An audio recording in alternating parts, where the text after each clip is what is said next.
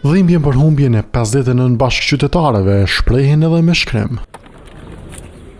Qindra veta u mblodhen të hënën e mesditë në qendrën e Koçanit për të nderuar viktimat që vdiqën kur zjarri kaploi klubin Puls në këtë qytet lindore të Maqedonisë së Veriut.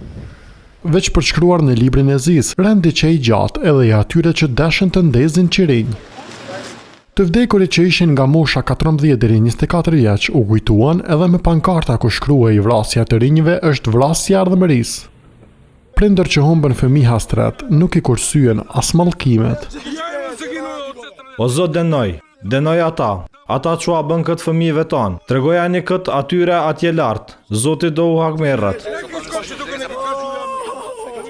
Të pranishmit që vinin nga të gjitha moshat kërkonin që fajtorët të dalin para drejtësisë.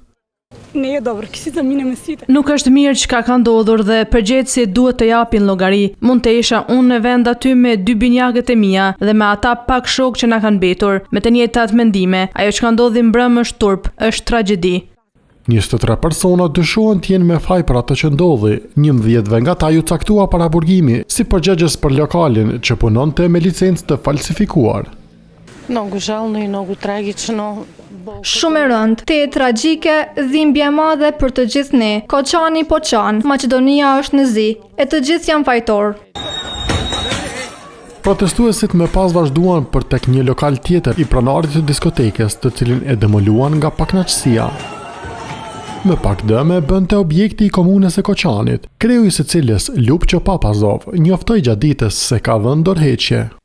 E hëna ishte dita e parë e Zis nga 7 sa Maqedonia Veriut shpalli për të vdekurit nga flakët të cilët përfshin diskotekën si pasojë ndezjes së fishek zjarreve në orët e para të mëngjesit të së dielës.